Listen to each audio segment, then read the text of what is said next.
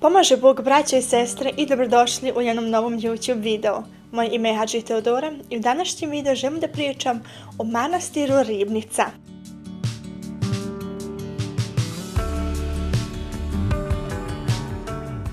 Ovaj manastir se nalazi u Valjevskoj eparhiji i njega smo posjetili 2021. godine kada smo bili obilazak Šabačkoj, Valjevskoj i Sremskoj eparhiji. Naročito smo se obradovali kada smo znali da ćemo ići u manastir Ribnicu da konačno upoznamo oca Arsenija. Ja znam da sigurno svi vi znate ko je on, jedan od zaista najpoznatijim igumanima u Srpske pravoslavne crkvi. Tako da smo mi krenuli iz Valjeva prema Mionici i kada smo bili na izlasku Mionici, direkt pored puta jedna starija baka prodavala lubenice.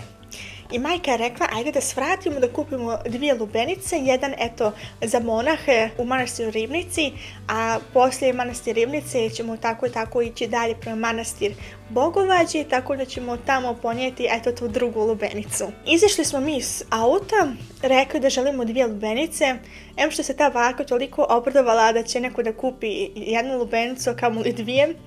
Ali pošto smo se zbunili vezano sa dinarima, ostali smo i čak i više novca. Rekli smo nek ostavi dok mi sad sračunamo koliko bi ona nama to vratila nazad. Zaista to nije bilo bitno. Mogu se toliko dobro sjećati taj njen osmijeh koji je tad nabacila na lice, da se čak potrudila da nam dane najbolje lubenice koje je tad prodavala.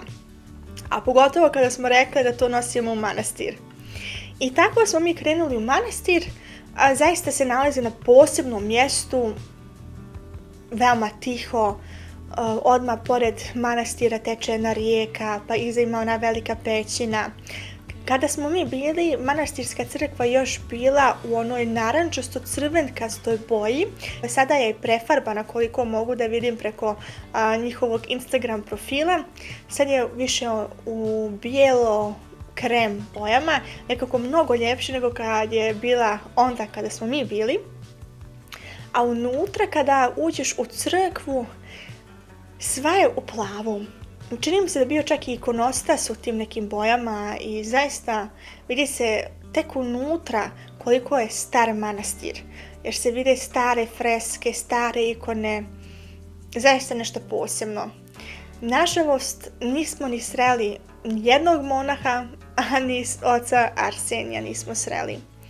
Otišli smo još u crkvenu prodavnicu, zapisali što smo kupili, ostavili taj prilog i prilično dugo smo se zadržali nadajući se da ćemo nekog vidjeti, makar nekog ko sad izlazi iz konaka ili bilo kog.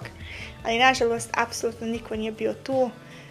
Ipak, slava Bogu da je manastirska crkva otvorena, jer i to je rijetkost, mogu da kažem.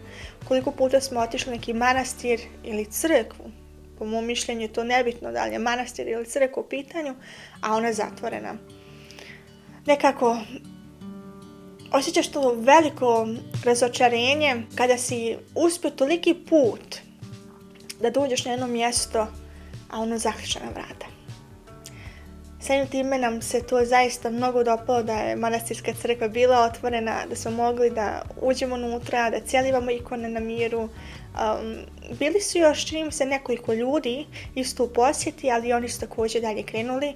Ali bilo je tako kako je bilo. Nadam se drugi puta kada budemo bili u manastiru Ribnici da konačno sretnemo i oca Arsenija. Vi mi možete rado napisati naravno kakvi su vaši utisci bili vezano za ovaj manastir ako ste ga posjetili. A to me zaista mnogo interesovalo. Znam da se sada mnogo promijenilo. Ja njih pratim preko Instagrama i znam da je i napravljen i novi konak i ona stara škola je pretvorena u konake za goste, za hodočasnike. Znam da se dosta radi i da se dosta napreduje. Ali kada smo mi bili, to je sve bilo na početku i vidi se još taj skromni duh, iako nikog nismo sreli, osjetili smo ipak da imaju tu želju da se obnovi ta svetinja i ja smatram da su zaista uspjeli u tome i nadam se da svi manastiri tako napreduju u obnovi. Ništa, vidimo se mi u sljedećem videu. S Bogom, amin.